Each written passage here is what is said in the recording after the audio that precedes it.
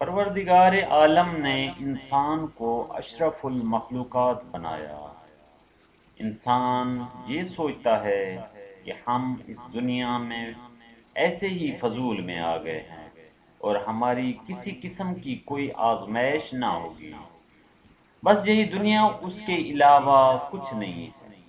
انسان یہ سوچتا ہے کہ بس یہی دنیا ہے، اس کے علاوہ کچھ نہیں ہے۔ یہ انسان کی بھول ہے۔ قرآن و روایات میں آزمائش و امتحان اور مصیبت کا ذکر وارد ہوا ہے، اور انسان کا امتحان اس کے ایمان کے اعتبار سے ہوگا۔ جتنا ایمان قوی، اتنا ہی امتحان سخت ہوگا۔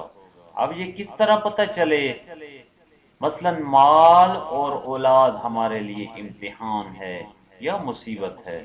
اگر شکر الہی اور عبادات میں ان نعمتوں کے بعد کمی آ جائے اور زبان پر شکوہ اور شکایت جاری ہو تو سمجھنا چاہیے یہ مصیبت ہے، اور اگر شکر اور عبادات میں کمی نہ آئے بلکہ اضافہ ہو جائے تو یہ سمجھنا چاہیے کہ یہ امتحان ہے۔ اسی طرح کسی نے پیغمبر اکرم صلی اللہ علیہ وسلم سے سوال کیا، دنیا میں سب سے زیادہ سخت امتحان کس کا ہوتا ہے؟ تو حضرت صلی اللہ علیہ وسلم نے جواب دیا، انبیاء، پھر اوصیاء، پھر مومنین، اس کے بعد مومنین بقدر اپنے ایمان اور حسن کا امتحان ہوتا ہے۔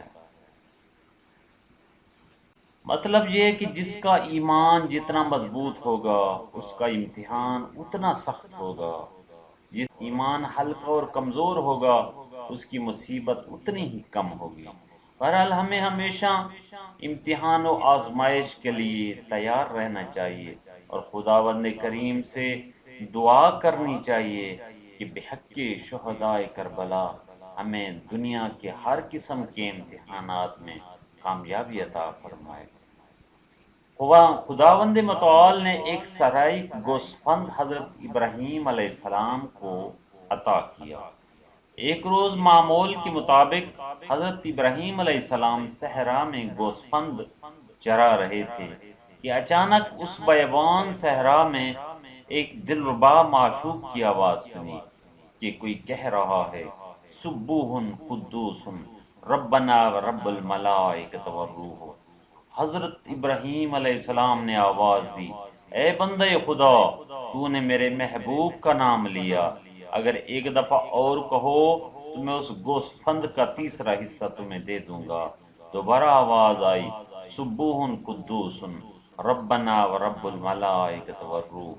پھر جناب ابراہیم علیہ السلام نے کہا، ایک دفعہ اور میرے محبوب کا نام لے تو آدھا گوسفند تجھے دے دوں گا۔ میں اس ذکر کا عاشق ہوں اور اس ذکر سے لذت حاصل کر رہا ہوں کہ کوئی کہے بلند آواز میں، سبوح قدوس ربنا ورب الملائکۃ والروح۔ حضرت ابراہیم علیہ السلام نے کہا، ایک دفعہ پھر کہو تو میں یہ پورے کا پورا گوسفند تمہیں دے دوں گا۔ اس نے پھر کہا۔ حضرت ابراہیم علیہ السلام نے آواز دی، اے صاحب صدا و ذکر، اے یہ ذکر بولنے والے، آؤ اور یہ گوسفند اپنا لے لو۔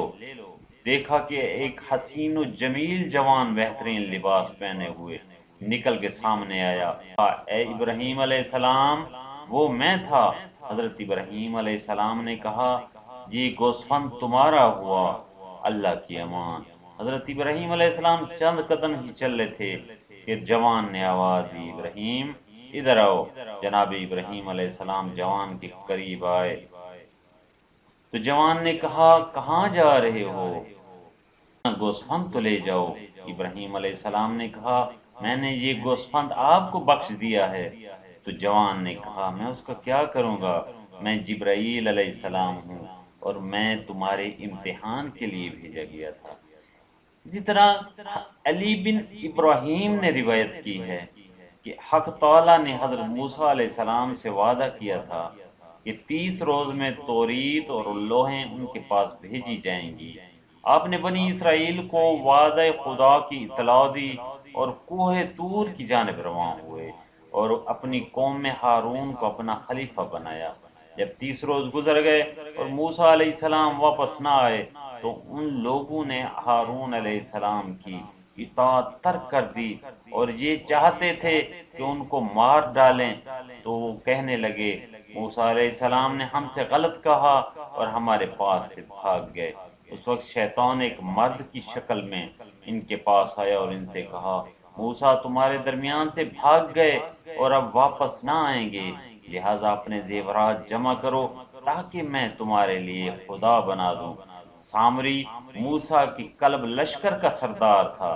جس روز خدا نے فرعون اور اس کے ساتھیوں کو غرق کیا، اس نے جبرائیل علیہ السلام کو دیکھا کہ ایک مادہ حیوان پر سوار ہیں، اور وہ جانور جس جگہ قدم رکھتا ہے وہ زمین حرکت کرنے لگتی ہے۔ تو سامری نے جبرائیل علیہ السلام کے گھوڑے کی ٹاپ کے نیچے کی خاک اٹھا لی، دیکھا کہ وہ حرکت کر رہی ہے۔ اس نے اسے ایک تھیلی میں رکھ لیا اور بنی اسرائیل پر ہمیشہ فخر کیا کرتا تھا کہ میرے پاس ایسی خاک ہے۔ جب شیطان نے بنی اسرائیل کو فریب دیا تو ان لوگوں نے بچڑا بنایا۔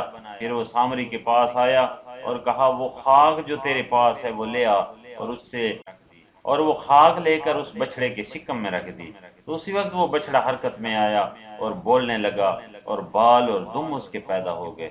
اس وقت بنی اسرائیل نے اس بچڑے کو سجدہ کیا۔ وہ 70,000 اشخاص تھے جنہوں نے اس بچڑے کو سجدہ کیا۔ ہر چند حضرت ہارون علیہ السلام ان کو نصیحت فرماتے رہے لیکن ان کا کوئی فائدہ نہ ہوا، اور وہ لوگ کہنے لگے کہ ہم اس بچڑے کی پرستش ہرگز ترک نہ کریں گے جب تک موسیٰ علیہ السلام نہیں آئیں گے، اور وہ چاہتے تھے کہ حضرت ہارون علیہ السلام کو ہلاک کر دیں۔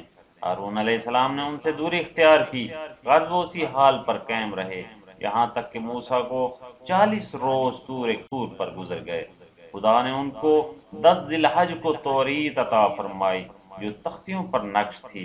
اس میں وہ سب کچھ مثل احکام اور مواعظ اور قصے موجود تھے جن کی ان لوگوں کو ضرورت تھی۔ پھر خدا نے موسیٰ علیہ السلام کو ہم نے تمہاری قوم کا امتحان لے لیا ہے۔ سامری نے ان لوگوں کو گمراہ کیا اور وہ لوگ سونے کے بچڑے کی پرستش کرنے لگے جو بولتا ہے۔ موسیٰ علیہ السلام نے عرض کی یا الہی گوسالہ تو سامری نے بنایا اور آواز اس میں کس نے پیدا کی؟